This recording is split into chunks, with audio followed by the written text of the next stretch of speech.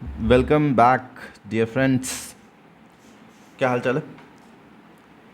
तो दोस्त, अगेन हम वापस से रीइटरेट करेंगे। 30 दिन के आसपास बचा है। नहीं पढ़ोगे क्या ही लोगे हमारा, है ना?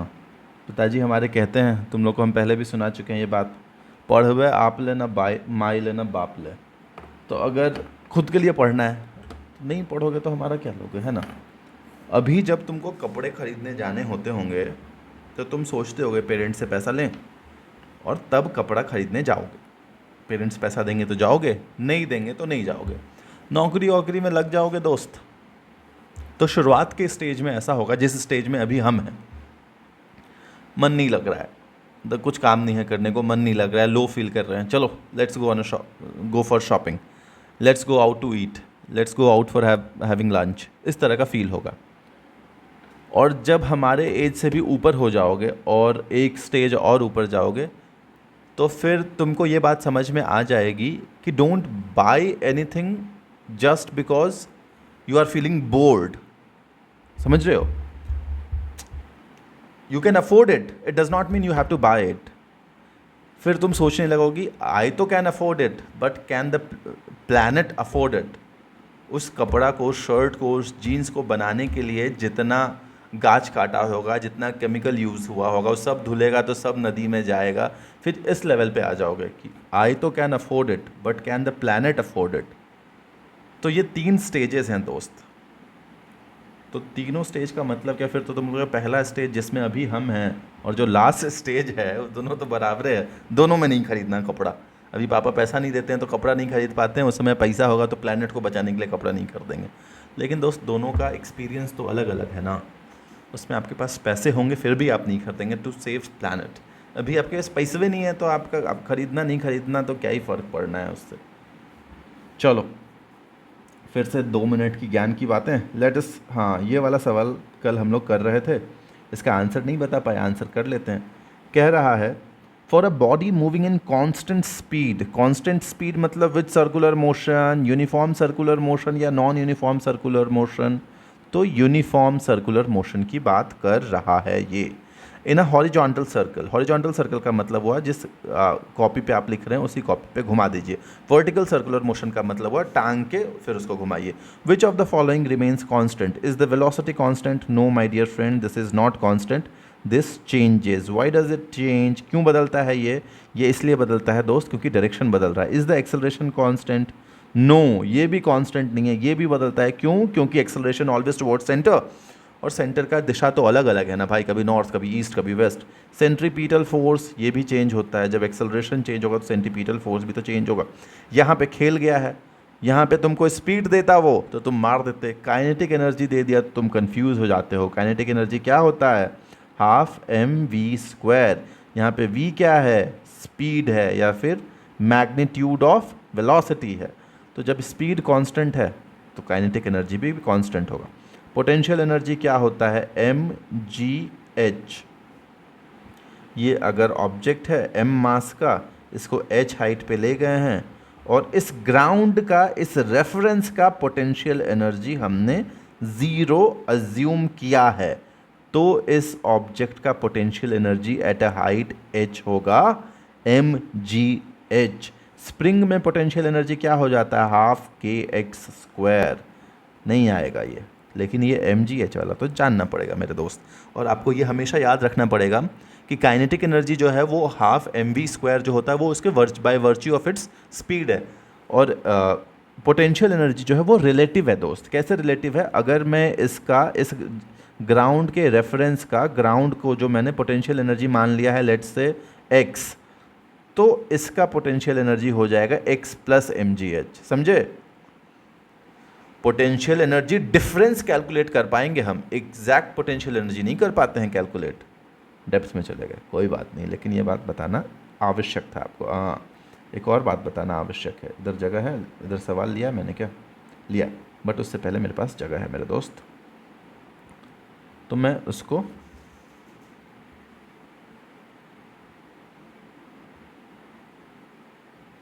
ठीक है, ये लेते हैं दोस्त। अभी मैंने तुमको बताया ये बॉब है, अरे बॉल है, इसको, ये इसका मेन पोजीशन हो गया, इससे थोड़ा सा इधर ले जाओ, ये यहाँ आएगा, फिर ये यहाँ पे वापस आएगा, फिर ये यहाँ जाएगा, फिर ये यहाँ तक वापस आएगा। ये जो हुआ ये इसका एक टाइम पीरियड हुआ। क्या क्या बोल दिया हमने क्या बोल दिया दोस्त, इस बॉल को इसके मीन पोजीशन से डिस्प्लेस करके यहाँ पोजीशन नंबर 1 पे लाएं।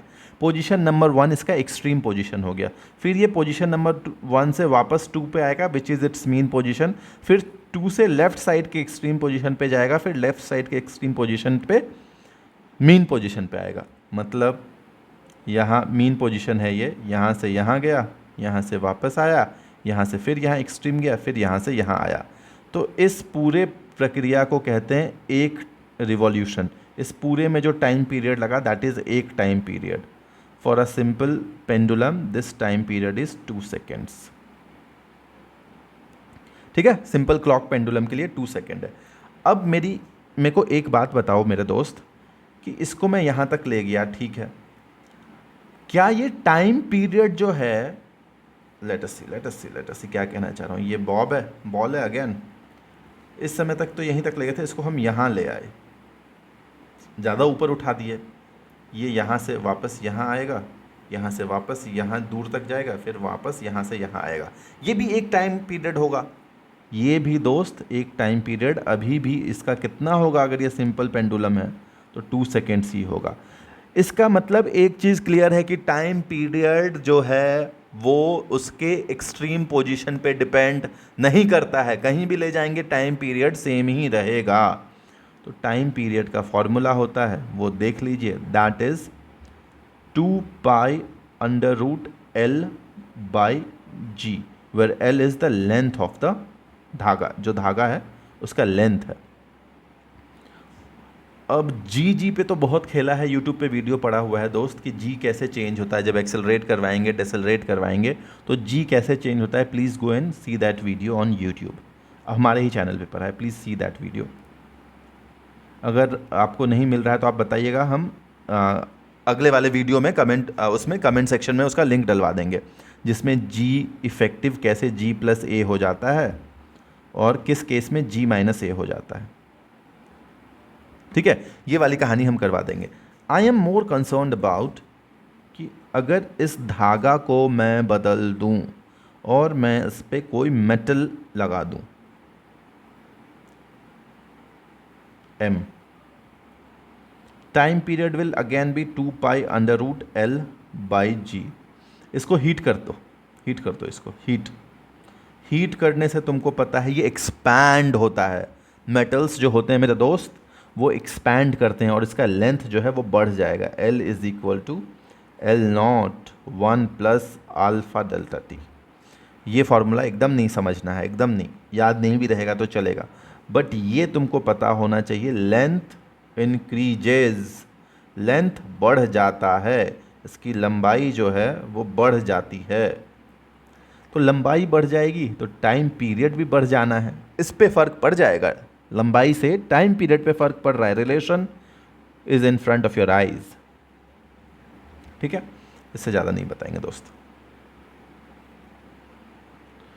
अच्छा, सवाल दिया था ना हमने, सवाल दिख नहीं रहा। हाँ सवाल, हाँ सॉरी यार, भूल जाते हैं सवाल। अभी कह रहा है ball bearings are used in bicycle, cars etcetera, because ball bearings पे चर्चा करने के लिए हमको कह रहा है, तो हम चर्चा करते हैं। उससे पहले I will tell you few things. ये ज़मीन पे मैंने एक गाड़ी रखा है, कुछ भी रखा है, एक बक्सा रखा है, इस पर मैं एकदम बहुत छोटा सा फोर्स लगाऊंगा, बहुत छोटा सा फोर्स, लेट अस से 0.001 न्यूटन का फोर्स लगाया मैंने। फोर्स का अभी यूनिट तुमको पता हो गया, अब ये नहीं कहोगे न्यूटन क्या होता है। न्यूटन क्या होता है, kg/s², ये तो न्यूटन होता है। ठीक है, अब अगर ये आइडियल सरफेस होता, आइडियल सरफेस का मतलब फ्रिक्शनलेस सरफेस होता है, यहाँ पे फ्रिक्शन नहीं होता, ये अगर फ्रिक्शनलेस सरफेस होता तो ये ऑब्जेक्ट के पास एक्सेलरेशन आ जाता। Force is equal to mass into acceleration. Let's say 1 kg का है तो कुछ एक्सेलरेशन आता है, ये मूव करना शुरू हो जाता है। लेकिन अमूमन आप देखेंगे कि ये मूव नहीं करता है। प्रैक्टिकल केस में आप देखेंगे, आप इस पर बहुत छोटा सा फोर्स लगाए हैं ना, तो ये मूव नहीं करेगा। इस फोर्स को बढ़ाइए, 1 न्यूटन तक करिए, अभी भी मूव नहीं करेगा। इस फोर्स को और बढ़ाइए, अभी भी मूव नहीं करेगा। एक टाइम आएगा जब इस फोर्स को आप 10 न्यूटन, 15, कुछ भी एक थ्रेशोल्ड वैल्यू होगी, हर चीज़ की थ्रेशोल्ड वैल्यू होगी, जब ये इट विल स्टार्ट मूविंग। क्यों नहीं मूव कर रहा था दोस्त? अगर मूव नहीं कर रहा था इसका मतलब उस पर नेट फोर्स ज़ीरो लग रहा था। ये बात तो क्लियर है। अगर मूव नहीं कर रहा था इसका मतलब उस पर नेट फोर्स कितना है? ज़ीरो है। तो जब मैं इस बंदे पे 0.001 न्यूटन का फोर्स लगा रहा था, अभी तो यही फोर्स दिख रहा है, और कौन सा फोर्स है इस पे? तो दोस्त इस डायरेक्शन में एक फ्रिक्शन फोर्स एक्ट कर रहा था विच वॉज 0.001 न्यूटन। ठीक बात हो गई, समझ में आ गया सर। इसलिए ये मूव नहीं कर रहा था, एक्सेलरेशन इज़ ज़ीरो, इसलिए एक्सेलरेट नहीं कर रहा था। Okay, good enough sir. जब मैंने इस पे 1 न्यूटन का फोर्स लगाया, अब क्यों मूव नहीं किया? तो दोस्त अभी भी इस पे फ्रिक्शन फोर्स लग रहा था जो कि 1 न्यूटन हो गया था। अच्छा, तो अभी भी इसका एक्सेलरेशन ज़ीरो हो गया। Okay, fair enough. अब मैंने इस पे 5 न्यूटन का फोर्स लगा दिया, अभी भी ये मूव नहीं कर रहा है, इसका मतलब अभी भी इस पे एक फ्रिक्शन फोर्स लग रहा है जो कि 5 न्यूटन का है। इसका मतलब फ्रिक्शन फोर्स जो है अपने आप को एडजस्ट करता है। जब 0.001 न्यूटन का फोर्स था तो फ्रिक्शन फोर्स भी 0.001 न्यूटन है। जब 1 न्यूटन का फोर्स था तो फ्रिक्शन फोर्स भी 1 न्यूटन का है। जब 5 न्यूटन का फोर्स है तो फ्रिक्शन फोर्स भी 5 न्यूटन का है। तो इससे मैं कंक्लूड कर रहा हूं कि frictional force is a self adjusting force. Okay, fair enough. लेकिन मेरे दोस्त, तुमने देखा कि जैसे ही 10 न्यूटन का फोर्स लगाया मैंने, इधर पे मान लेते हैं फ्रिक्शन फोर्स मैक्सिमम 9.8 न्यूटन तक ही जा सकता था, तो अब ये मूव करना शुरू हो गया। इसका मतलब फ्रिक्शन फोर्स की एक मैक्सिमम वैल्यू होती है जहाँ तक वो बढ़ जा सकता है। उससे ज़्यादा फोर्स जैसे ही तुम लगाओगे ऑब्जेक्ट मूव करने लगेगा। तो जब तक ऑब्जेक्ट स्टेशनरी था, मूव नहीं कर रहा था, तो स्टैटिक फ्रिक्शन फोर्स अप्लाई हो रहा था। ज़रूरत नहीं है जानने की, लेकिन जान लीजिए।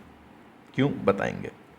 इसको अगर मैं प्लॉट करता हूँ फ्रिक्शनल फोर्स को वर्सेस अप्लाइड फोर्स, जो फोर्स अप्लाई कर रहा हूँ मैं, या टाइम पीरियड कर देते हैं, तो आपने देखा कि जैसे जैसे मैंने फोर्स अप्लाई किया फ्रिक्शन फोर्स लगा, फ्रिक्शन फोर्स एक मैक्सिमम वैल्यू अटेन कर लेगा, उसके बाद कांस्टेंट हो जाएगा। इसका मतलब क्या हुआ कि अब अगर मैं 11 न्यूटन का भी यहाँ फोर्स लगाऊंगा ना, तो भी फ्रिक्शन फोर्स 9.8 ही रहेगा, वो अपना मैक्सिमम अटेन कर चुका है। 12 न्यूटन लगाऊंगा तो भी ये 9.8 रहेगा। 100 न्यूटन लगा दूंगा ना तो भी ये 9.8 ही रहेगा। अब काम की बात सुनो, ये तो एक इंपॉर्टेंट स्टेटमेंट हमने पास कर दिया कि frictional force is a self adjusting force. एक another important statement which I am going to pass you, और जो कि आपने एक्सपीरियंस भी करा होगा। एक वो गेंद रख दिया सरफेस पे, फुटबॉल रखा, फुटबॉल को धक्का मारना ज़्यादा आसान है बनिस्बत कि एक बड़ा सा बक्सा रख लो, बड़ा सा बॉक्स रख लो और उसको धक्का लगाओ। क्यों आसान है? क्योंकि आपने पाया कि जो फुटबॉल है उसका area in contact is very less. What am I saying? कि ये एक 3 चीज़ ले लो, एक बॉल 1 किलो का, एक मास, इस तरह का ऑब्जेक्ट, ठीक है। इसको फिर भी पुल करना, कुछ भी फोर्स लगाना, इसको मूव करवाना आसान है, इसको मूव करवाना मुश्किल है। क्यों? क्योंकि यहाँ पे area under contact is less. यहाँ पे area under contact is less. Contact में किस चीज़ का एरिया आपको पता है? सर्कल और सरफेस के बीच में सिर्फ एक ही पॉइंट होगा जो कॉन्टैक्ट में होगा। There will be a single point which will be under contact. तो जब एरिया अंडर कॉन्टैक्ट लेस होगा तो फ्रिक्शन फोर्स कम अप्लाई होगा। तो हमारा मोटिव क्या होना चाहिए कि एरिया अंडर कॉन्टैक्ट को कम करें, मिनिमाइज करना। This should be our motive कि एरिया अंडर कॉन्टैक्ट को कम करें। अब जैसे देखो दोस्त, कॉमन सेंस क्या कहता है? किसको मूव कराना आसान है, इसको या इसको? ऑब्वियसली ए को या बी को। तो आप बताओगे, आप खुद जानोगे कि बी को मूव करवाना ईजी है, ए को मूव करवाना मुश्किल है। क्यों? क्योंकि इसमें चक्का लगा हुआ है। चक्का से क्या हो रहा है, एरिया अंडर कॉन्टैक्ट बिटवीन चक्का एंड दिस सरफेस जमीन is very less, whereas in a बक्सा a area under contact is too much. ठीक है, now let us see this question, क्या कहता है ये सवाल। कह रहा है ball bearings are used in bicycles, cars etcetera because the actual area and the contact between the wheel and the axle is increased. No, my dear friend, it decreases. The effective area of contact between wheel and axle is increased. गलत, गलत, सही, सही। ठीक है,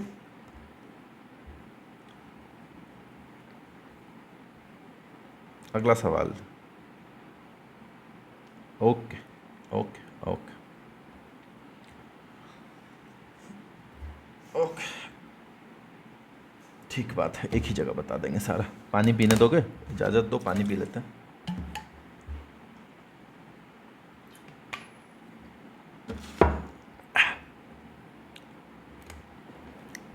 solid, liquid, gas. Solids के जो particles हैं molecules के, वो क्लोजली पैक्ड होते हैं। लिक्विड के जो पार्टिकल्स हैं वो थोड़ा सा सेपरेशन ज़्यादा होता है। गैसेस के पार्टिकल्स में सेपरेशन बहुत ज़्यादा होता है। फोर्स का फॉर्मूला एक जानता हूँ मैं, G m1m2/r²। जब मैं आपको कोहेसिव एडहेसिव फोर्स पढ़ाऊँगा, कभी पढ़ाऊँगा, तो मैं बताऊँगा कि जो मैं अभी बता रहा हूँ वो फैक्चुअली बहुत सही नहीं है, लेकिन अंडरस्टैंडिंग अच्छा डेवलप कर देगा। इसमें R सबसे कम है।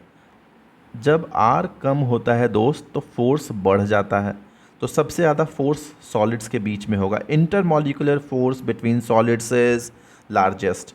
उसके बाद ये मीडियम होगा, उसके बाद ये लोएस्ट होगा, मिनिमम होगा। ये बात क्लैरिटी है आपको? एकदम है। जब हम टेम्परेचर बढ़ाते हैं, किसी सॉलिड को गर्म करते हैं, जब हम उसको गर्म करते हैं मेरे दोस्त, तो वाइब्रेट करने लगता है। इंटरमॉलिक्यूलर मॉलिक्यूल वाइब्रेट करने लगा, मतलब स्पेसिंग बढ़ गई। स्पेसिंग बढ़ गई मतलब फोर्स वीक होने लगा। अभी ये स्पेसिंग था तो फोर्स मान लो 100 न्यूटन था, अब ये स्पेसिंग हो गया तो फोर्स 90 न्यूटन होगा ना। फोर्स कम नहीं होगा, आर बढ़ गया तो फोर्स कम होगा।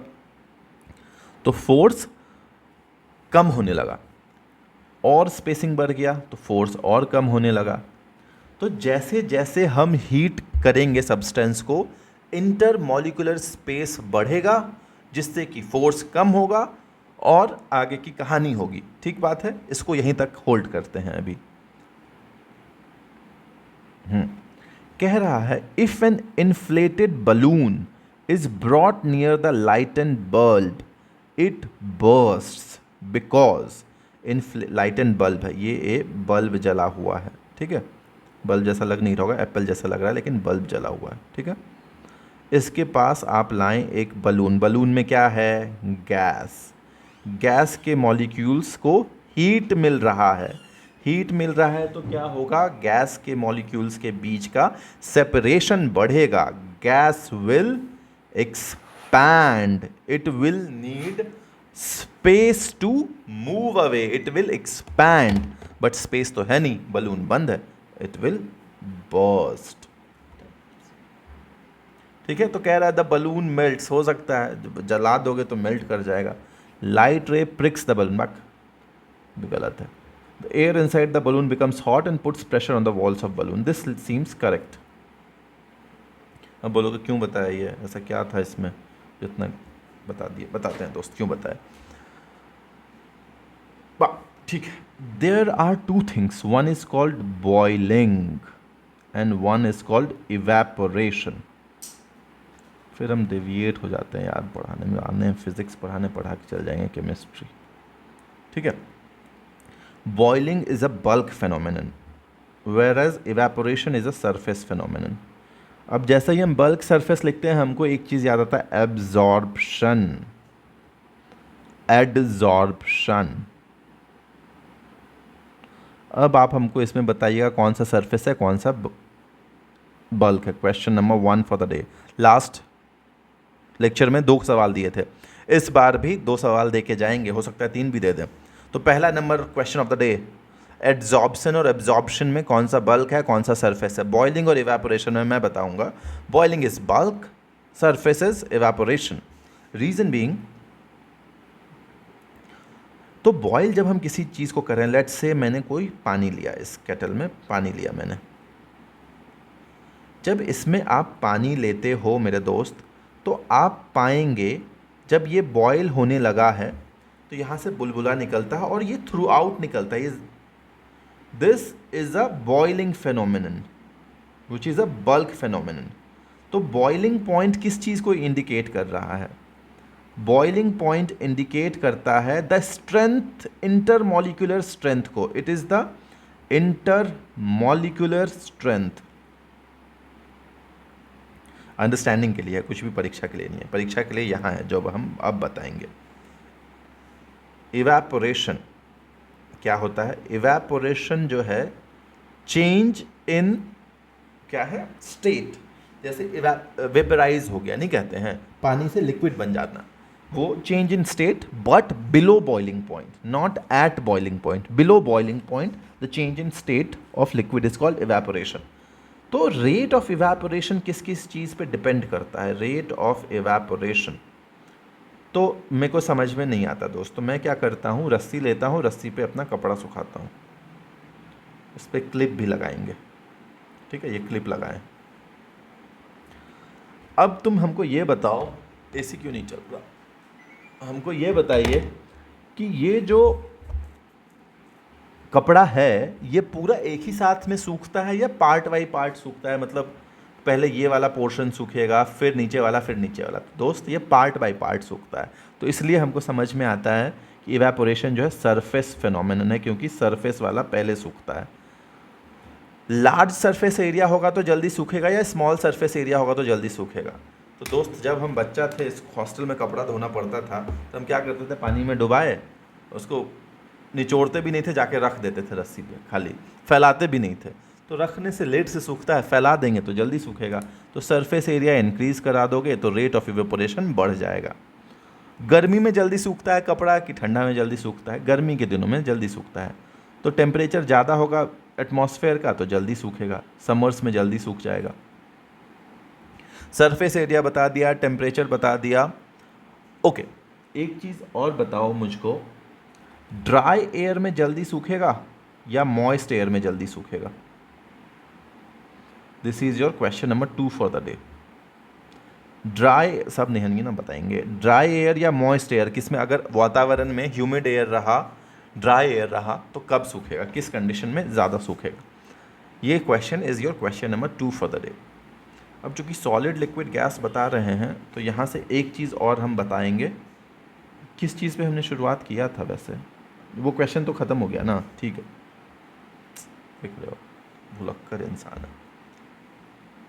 अब लॉजिक बता रहे हैं, साउंड वेव्स अपन पढ़ रखे हैं, नहीं पढ़े हैं तो पढ़ा देंगे हम कभी किसी लेक्चर में। Sound wave, velocity of sound जो होता है in air is almost 331 metre per second होता है।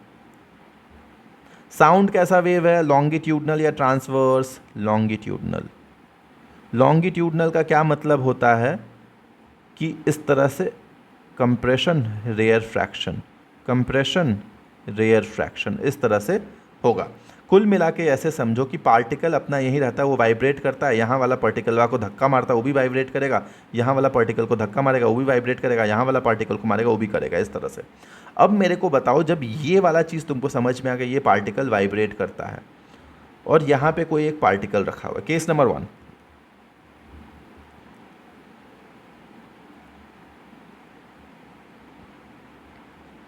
ये पार्टिकल वाइब्रेट करना शुरू हुआ, इसके नज़दीक में ही एक पार्टिकल रखा है, उसको धक्का मार दिया, वो भी वाइब्रेट करना शुरू हुआ, इसका इन्फॉर्मेशन पास होना शुरू हो गया।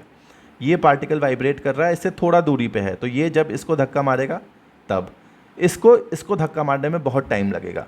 ये है सॉलिड, ये है लिक्विड, ये है गैस। तो velocity of sound will be maximum in what? Velocity of sound will be maximum in solid than liquid than gas.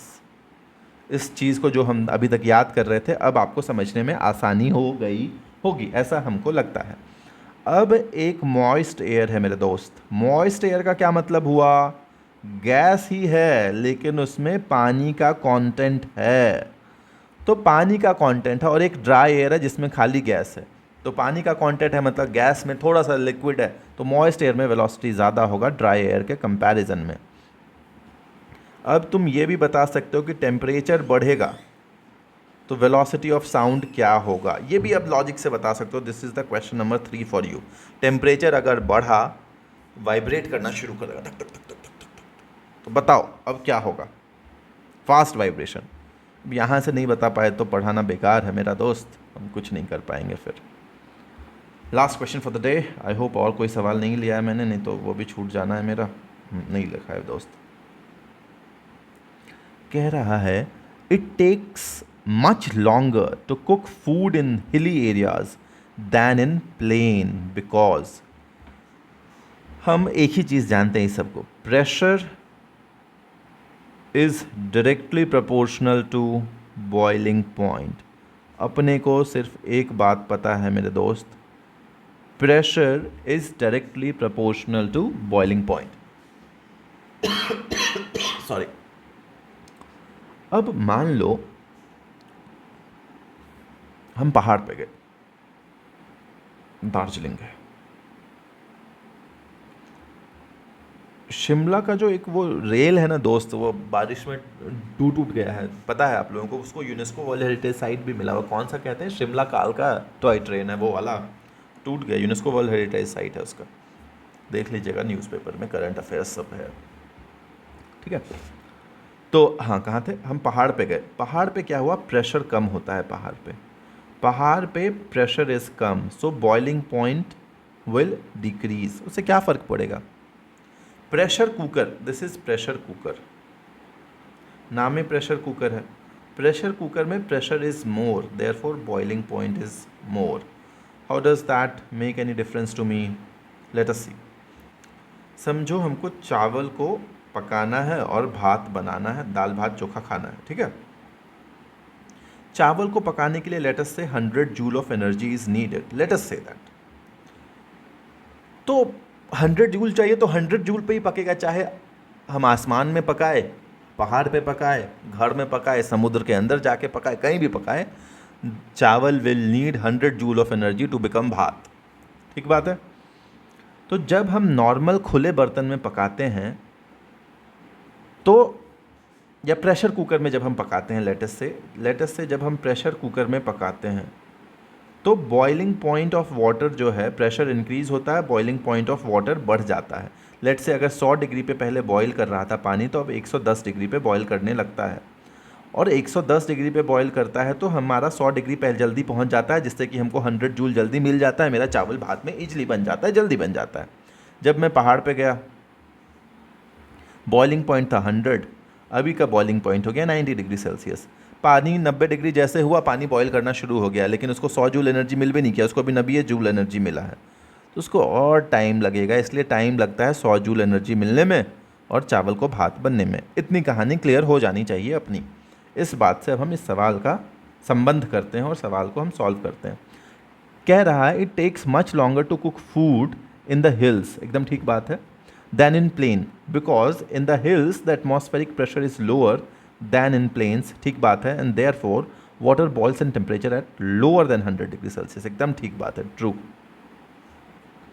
Due to low atmospheric pressure on hills, the water boil at temperature higher than. No my dear friend. ठीक है. तो answer आपको समझ में आ गया. अब आप ये चीज़ देखो मेरे दोस्त, ये पानी, इस पे मैंने 0.1 लिया है और इस पे 0.2 लिया है, हाइट h. क्यों? पहाड़ पे प्रेशर कम होता है, इस पे एटमॉस्फेरिक प्रेशर लग रहा होगा, इस पानी पे ऊपर खुला हुआ है, ऊपर खुला है. तो pressure at 0.1 is equal to atmospheric pressure. Pressure at point 2 is equal to atmospheric pressure plus rho G H. नहीं जानना है, हम क्यों कैलकुलेट कर रहे हैं बताएंगे। तो आप देखो दोनों में कौन सा प्रेशर ज़्यादा है, 1 पे या 2 पे। ये धरती पे रखा हुआ है, 2 का प्रेशर ज़्यादा है, 1 का प्रेशर कम है, तो इसलिए हम तुमको बता रहे हैं कि पहाड़ पे प्रेशर जो है वो कम होता है। कुल मिला के ये जानना है। तो जब ऊपर जाएंगे तो माइनस करेंगे, नीचे जाएंगे तो जोड़ देंगे। ठीक है, इतना ही बात जानना था। लेकिन 30 मिनट हुआ, 5 मिनट में एक चीज़ पढ़ा देते हैं और। पानी, water at let's say 30 degree Celsius. उससे ये तुमको समझ में आ जाएगा कि टेम्परेचर और जूल का क्या रिलेशन है, एनर्जी और टेम्परेचर का क्या रिलेशन है। Q is equal to M C delta T. जब मैंने बोला भाप बनने के लिए 100 जूल चाहिए, तो 100 डिग्री कैसे जूल प्रोवाइड कर रहा है, that you'll come to know. मैं क्या बता रहा था, हाँ, वाटर एज 30 डिग्री सेल्सियस मेरे पास है, मैं इसको गर्म करेगा, ये वाटर एट 60 डिग्री सेल्सियस होगा। मैं इसको और गर्म करूँगा और एनर्जी दूंगा, this will be water at 99 degree Celsius. और गर्म करूँगा, I will get water at 100 degree Celsius. ठीक है, तो यहाँ पे मैंने इसको एनर्जी कितना दिया, mass of water, specific heat capacity 60 minus 30 delta T. यहाँ पे भी mass of water, specific heat capacity नहीं जानना है, मैं बता रहा हूँ क्यों। अब मैं इसको और हीट दूंगा, अब ये क्या होगा मेरे दोस्त, इसका टेम्परेचर तुमको लग रहा है और बढ़ेगा, नहीं, ये पानी से पहले वेपर बनेगा, वेपर एट 100 डिग्री सेल्सियस। अब मैं और हीट दूंगा, तब अब इसका टेम्परेचर बढ़ेगा, वेपर एट 110 डिग्री सेल्सियस। तो अब तुम मेरे को ये बात बताओ दोस्त, हीट दिया इसको और हीट दिया, कि पानी at 100 degree Celsius is more dangerous, will give you more burn, और वेपर एट 100 डिग्री सेल्सियस। तो देखो दोस्त, पानी एट 100 डिग्री सेल्सियस के पास तो इतना ही एनर्जी है, वेयर एज जब उसमें और एनर्जी तुम जोड़ोगे और हीट दोगे, तब वो वेपर एट 100 डिग्री सेल्सियस बनेगा। Therefore vapour will give you more bad burn than water, boiling water. अब आपको ये लॉजिक क्लियर हुआ होगा, क्या होगा वाह, ठीक है, अब आपको ये लॉजिक क्लियर हुआ होगा। अब मेरे भाई, यहाँ पे था, पानी का टेम्परेचर बढ़ गया, यहाँ पे पानी था, पानी का टेम्परेचर बढ़ गया, ये सारा हीट तो टेम्परेचर बढ़ा रहा है। लेकिन ये वाला जो हीट है दोस्त, कौन सा वाला heat, water at 100 degree Celsius से जब मैंने इसको हीट करा तो ये बन गया वेपर एट 100 डिग्री सेल्सियस। यहाँ पे टेम्परेचर तो वही रहा, लेकिन फेज़ ही चेंज कर दिया उसने। वो हीट आपको दिख ही नहीं रहा है, बाकी सब जगह तो हीट दिख रहा था कि टेम्परेचर बढ़ा रहा है, बढ़ा रहा है, बढ़ा रहा है, ये हीट आपको दिखा ही नहीं। इसलिए आप ऐसे हीट को कहते हैं लेटेंट हीट ऑफ वेपराइजेशन। ठीक है, आज के लिए इतना ही, कहानी ख़त्म करते हैं। अगले सेशन में फिर मिलते हैं, कुछ और पढ़ते हुए, कुछ और समझते हुए। मज़ा आ रहा होगा तो बताइएगा, नहीं आ रहा होगा तो जल्दी जल्दी ख़त्म कर देंगे। ज़रूरी थोड़ी है सब चीज़ इक्वली आना हो।